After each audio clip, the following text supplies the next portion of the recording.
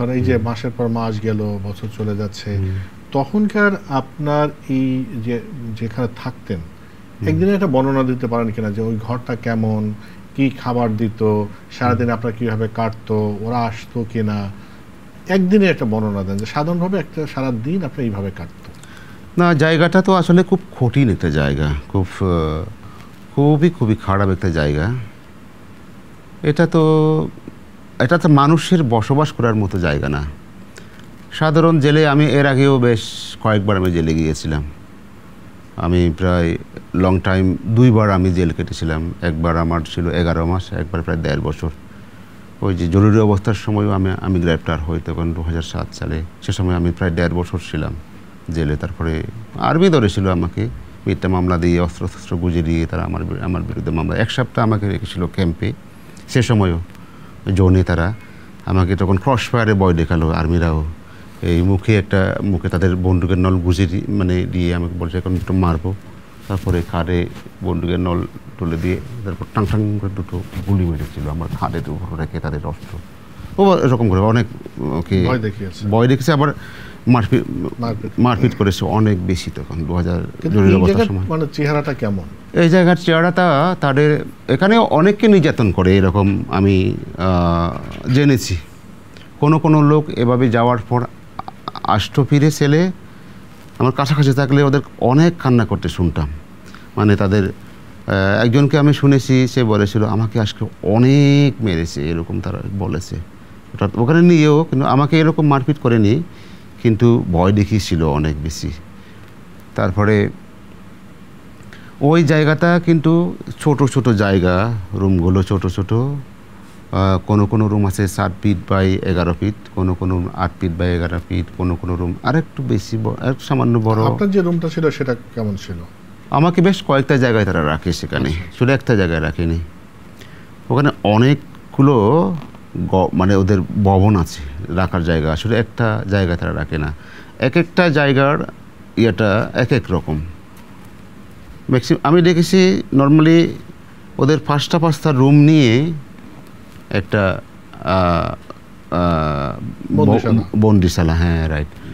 তো মানে 5টা 10টা রুম থাকে, এই 10টা রুম নিয়ে একটা বন্দিশালা। সেখানে বাথরুমের ব্যবস্থা থাকে, ফার্স্টরুমের জন্য। কোনো জায়গায় অ্যাটাচ, 5টা রুমের জন্য একটা। আর কোনো জায়গায় আছে 5টা রুমের জন্য একটা বাথরুম, একটা টয়লেট, এটা আলাদা। আর কোনো রুমে আছে শুধু একটা। অন্য বন্দীদের সাথে তাহলে তো দেখা খাওয়ার কোনো সুযোগ ছিল না? না, ছিল না, দেখতে দেয় না। পাশাপাশি রুম, কিন্তু খোঁটা বলতেও দেয় না। ওখানে কোনো খোঁটা বলাও যায় না, উচ্চস্বরে শব্দ করা যায় না।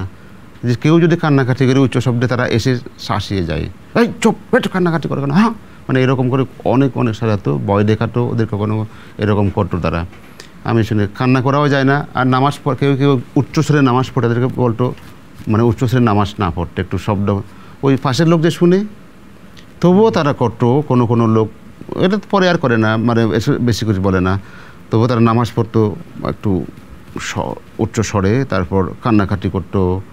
কোনো লোক সারা রাত কান্নাকাটি করে। কোনো লোক এরকম খুব খারাপ অবস্থা। মাঝে নিজের কোনো সময় অনেক সময় আমিও খুব হয়ে পড়ি।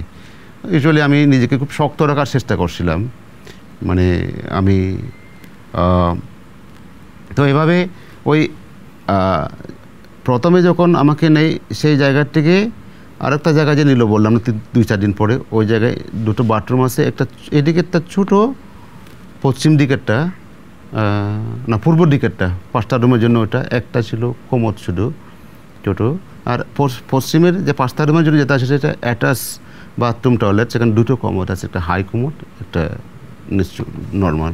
সেখানে বেসিনটা আছে, গ্লাস আছে। ফিটিংসটা নতুন মনে হলো আমার। মানে নতুন বলতে এটা কয়েক বছর হবে আর কি। তো ওই বাথরুমের দরজার একটা ছিদ্র আছে ছোটো মাঝখানে, তা দিয়ে ওরা ডেকে, বাইরের থেকে ডেকে, যে কিছুক্ষণ পর থাকে ভিতরে থাকে, ডেকে লোকটা কী করছে।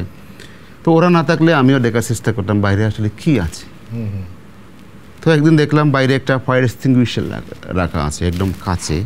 ওই মানে এই বাথরুমের দেয়ালে, বাথরুম থেকে সামনের দেয়ালে একদম কাছে, এই বেশি দূর মানে এই ডিস্টেন্সটা। তো ওখানে লেখা ছিল 14/10/2011 শুরুতে, আর এক্সপায়ারটা ছিল, এক্সপায়ারি ডেট ছিল 15/10/2020। তো এতে বুঝলাম ওই ভবনটা, ওই বন্দিশালার নির্মাণ কাজটা শেষ হয় সম্ভবত খুব 11 সালে। এটা তার রং করা, তার ফ্যান যে লাগানো ছিল, তার যে ফিটিংস, বাথরুমের টাইলস লাগানো, বাথরুমের তার কোমরের অবস্থা দেখে সেখানকার সব কিছু মিলিয়ে বুঝলাম ওই ইয়েটা সেই বন্দিশালাটা নির্মাণ শেষ করেছিল সে 11 সালেই খুব সম্ভবত। আর আমাকে 19 সালে নিয়ে গেল যেহেতু, সেটা 5-7 বছর তো এরকম হওয়ার কথায়। তো বাকিটা দেখলাম অন্য ঘরে গিয়ে অনেক পুরনো এগুলো, ওই ছাদের ইয়েগুলো মানে কষে পড়তেছে, ওই পলিস্টার কষে পড়তে, লোহার রড প্যাড হয়েছে এরকম অনেক পুরনো। ফ্যান আসে, অনেক উচ্চ শব্দে ফ্যান চালায়, যে এই ফ্যানের শব্দে একজন মানুষের ঘুমানোর প্রশ্ন হতে না। কোনো সময় আধা ঘন্টা পর তারা ফ্যানটা বন্ধ করে, আধা ঘন্টা চালায়, আধা ঘন্টা বন্ধ রাখে, আবার আধা ঘন্টা পরে চালায়, আধা ঘন্টা আবার আধা ঘন্টা বন্ধ রাখে, দিন-রাত 24 ঘন্টা এরকম করতো। কিন্তু একদম আমি ঘুমাতেই পারি না এরকম করলে। মানে আপনাকে এটা, মানে আপনার কি মনে হয় এক ধরনের নির্যাতন? এটা তো হ্যাঁ, এটা অত্যাচার, তো এটা তো নির্যাতন, ফিজিক্যালি নির্যাতন। আমি তো তাদেরকে বলি, এটা তো আপনারা যা করছেন এটা তো ফ্যান, এগুলো ফ্যান নাকি শুনি, তো শব্দযন্ত্র লাগিয়েছেন আপনারা। এরকম তো ফ্যান কখনো জীবনে আমি দেখিনি, শুনিনি, মানে বাজারে এরকম ফ্যান কখনো কি পাওয়া যাবে? মানে ওই ফ্যানটা যখন চালু করে তখন শব্দ হয়, ঘুম ভেঙে যায়, হয় না। আবার যখন ফ্যানটা বন্ধ করবে আধা ঘন্টা পর ঘুম ধরবে, আবার ফ্যানটা বন্ধ করে আবার ঘুম আসে না, আরও ঘুম। যখন ওরা এইরকম করে অত্যাচার চালায়, এটা একটা অত্যাচারের একটা সিস্টেম। আরও তারা ওখানে ওই টয়লেটের আসা যাওয়াটা, যখন আপনার টয়লেটের সাপ নিয়ে থাকবেন তখন যদি ডাকেন তারা কখনো 2-3-4 ঘন্টা পর নিয়ে যায়। মানে এভাবেও তারা একটা এসব করে থাকে। অর্থাৎ তাদের যা সম্ভব তারা সেখানে, ওখানে এসব করা সম্ভব, ওটা তো কেউ দেখে না, ইয়ে করে না। তারা নিজেরাই বলে এখানে যে একজন লোক আছে, এটা বাইরে কোনো কাক পক্ষীও জানে না। যারা ছিল তারা কারা? মানে আপনার তাদের চেহারা দেখে কি মনে হয়েছে এরা কারা? আপনার পাহারা যারা দিত, আপনার পাহারা যারা দেয় তাদেরকে আমি চেনার চেষ্টা করছিলাম। আমি তো অনেক দিন প্রথম কিছু বুঝতাম না যে এরা কারা, যে এরা কী লোক। আমি একটু ভয় লাগতো আবার ওদেরকে। এরা যদি আরও, আমি কথাও বলতাম না প্রথম যদি কোনো কিছু বলে ফেলি, যে আবার তাদের যদি কিছু আপনি জিজ্ঞাসা করেন ওরা গরম হয়ে যায়, বলে এরকমভাবে প্রশ্ন করবেন না, ওরা মাইন্ড করে। যদি বলেন আপনি আপনার নাম কি, যদি আমি যদি জিজ্ঞাসা করি ওরা গরম করে, পরে আমি কথা বলি না। তো দেখলাম প্রায় বছর খানেক হওয়ার পর ওরা নিজেরাই আমার সাথে কথা বলতে তারা চায়।